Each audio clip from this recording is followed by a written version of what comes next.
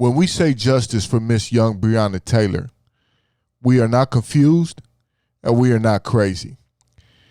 She has no criminal record, no drug activity. They bust in her house after midnight and kill her in her bed. Where is the apology? Where are these officers now? When we say Black Lives Matter, look no further than this case here, because these police have not been called to account for this. She is a citizen of the United States of America and is thus protected by the laws of this land. As we look at the Fourth Amendment, which I put right here before you, the right of the people to be secure in their houses against unreasonable searches and seizures shall not be violated. So let me introduce the 4 cops involved with murdering Breonna Taylor. And I did say 4. You might not have heard of the 4th one. He's the one who procured the warrant. So going left to right, Officer Brett Hankinson, known as a dirty cop, Officer Jonathan Mattingly, who was supposedly, allegedly shot, and Officer Miles Cosgrove. Let's start with Officer Miles Cosgrove. 2006, we got Pretty Boy, and we got a victim. Arthur L. Satterley shot 3 times, apparently without warning, while behind the wheel of his car in the parking lot of an East End convenience store. Everything I've heard about this case indicates this was sudden, unexpected, unplanned event, and there wasn't time for my client to do anything except simply to take the injuries that he did and try to survive. What does this sound like to you? This dude likes to ambush people. I mean, are they talking about Breonna Taylor in her bed, or are they talking about this dude in his car seat? So, you know what? I mean, we check these people's files and we see what type of behavior they have. Same thing they do when they pull you over, ask for your license. That's what this series is about. Kentucky Fried Justice. Let's move on to the next one. They people just like us. But we the criminals. See, we do this shit, we got a record. But now we checking theirs. So which brings us to the next guy, Jonathan Mattingly. Officer Mattingly doesn't really have much in his record, except this one lawsuit where he was mentioned by brother Tobias Jones, accused him basically of racial profiling, which is true. It said Detective Mattingly was patrolling in his unmarked pickup in what was regarded as a drug where the black people live, near 7th and Kentucky Street. He's just driving around our community. He saw Jones get out of the Nissan with other people in it and suspected the car was involved in flagging. Now come to find out, Tobias Jones was visiting his mama house. He had his people in the car. He jumped out. He went to go borrow some money, get a sandwich. When he came back to the car, police came from every which direction, patted him down. He had a gun. He sued him for suppression because he said he was profiled. Let's move on to the next cop. So now this third cop, Brett Hankinson, he is described as being a dirty cop. Now mark my word, and I'm telling you this, he is the one that's going to catch the conviction for Breonna Taylor. And I'm going to tell you why. I've already been watching all these news. It's hard to put these stories together. I mean, you got to do some research. Watching these news stories, they're pointing the finger at him as being the one shooting from outside through the window. The shots that killed Breonna Taylor. So they already saying he disappeared from the scene after Miss Taylor was shot. Okay? And they've already labeled him as a dirty cop. We're going to go through his whole file because this dude, his file is a mile. Now, right off the bat, this man is a rapist. Now, I know for some of you fellas, it might be hard to see, but my ladies that is listening and watching this right now, you understand the language. He drove me home in uniform in his marked car, invited himself into my apartment, and sexually assaulted me while I was unconscious. That is rape. From everything I've seen in the Me Too movement, you cannot butter that up. He tried it again. The second one, Emily Terrell, claimed the same thing. She got away. The dude freaked her out. What do you think, man? You police, man. You sitting there giving women ride home. You supposed to be police. You reach over and start rubbing on her hand, rubbing on her thigh, kissing on her head, and calling her baby. She jumped out the car and ran into the house. Yeah. This dude. Right here. Now, mind you, when we do this, we get a criminal record. We are felons. But they know of his behavior. And I use Fox News site so to make it official to you white people that might be watching. A Fox affiliate reported that Hankinson was accused in '08 of receiving oral sex from a suspect while on the job in exchange for not arresting the woman. In 2015, he's accused of trying to have sex with her in exchange for not going to jail.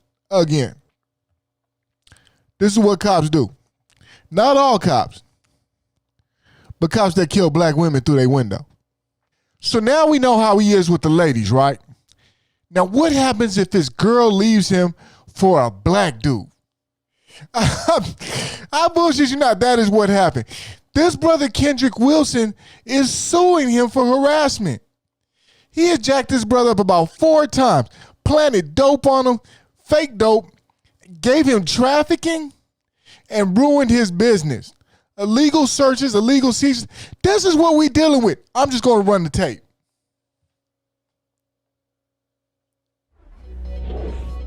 And he needs to be exposed because he tried to take away my freedom. Kendrick Wilson has had several run-ins with LMPD and Officer Brett Hankison and says it's no coincidence. He says his first encounter with Hankison was in March 2016 while leaving a bar in St. Matthews. When I opened the door to get the girl in the cab, because the Uber we was ready to pull off, he came and pushed the door, slammed the door shut. And I'm like, who is this guy?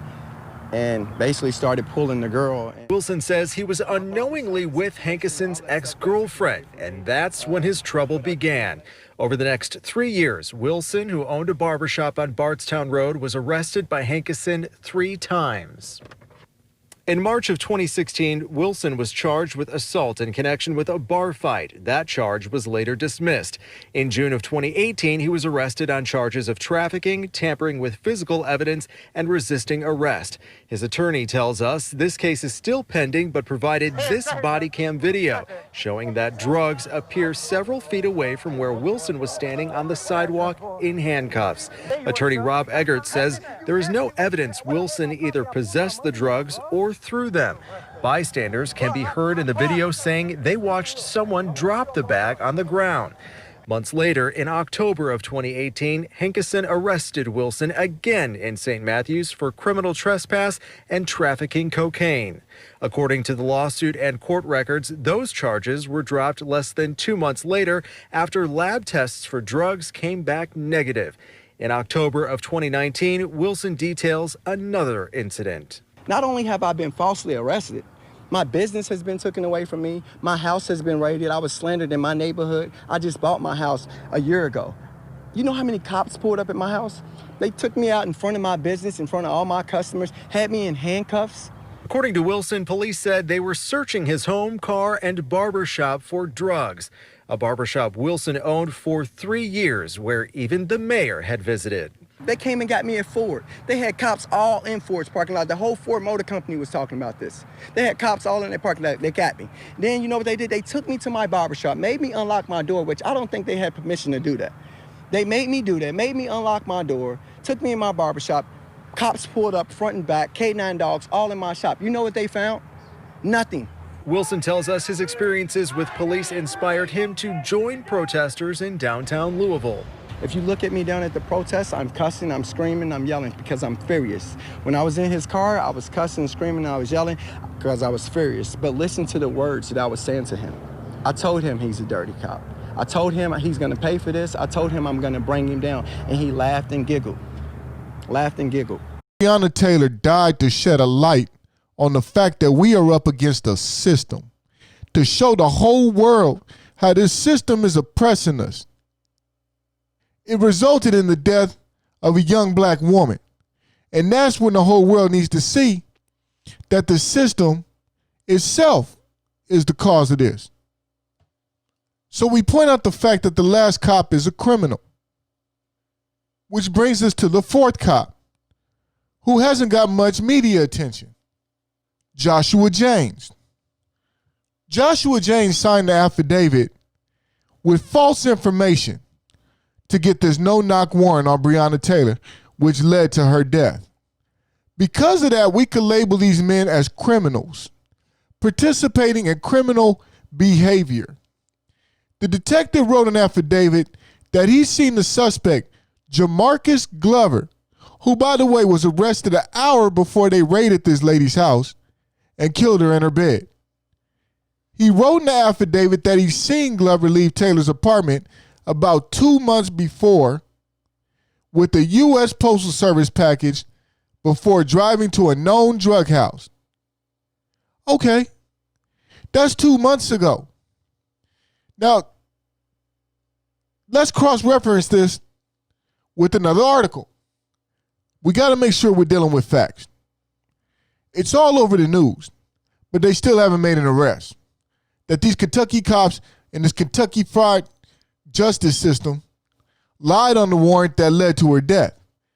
Tony Gooden said a different law enforcement agency asked his office in January to investigate whether Taylor's home was receiving any suspicious mail.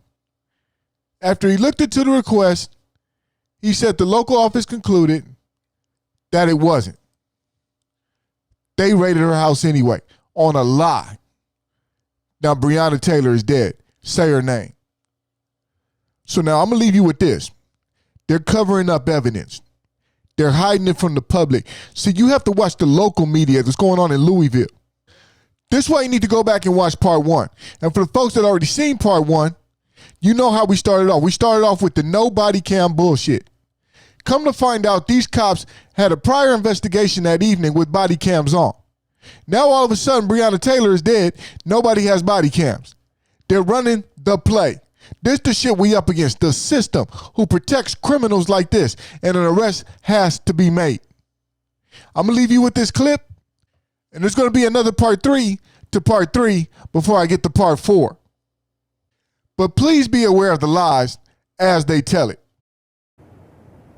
In new court filings, attorneys for Breonna Taylor's family detailed a list of concerns about the actions of officers on March 13th, the night Taylor was killed.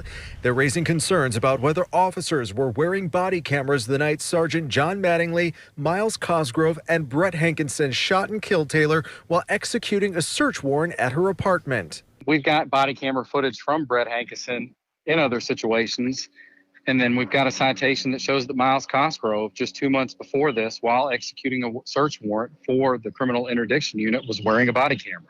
This contradicts what former Chief Steve Conrad initially claimed about officers with the criminal interdiction unit who were serving the warrant at Taylor's apartment. And some of the officers assigned to this division are not or do not wear body-worn video systems. These court documents claim criminal interdiction officers were wearing body cameras while serving another warrant that same night.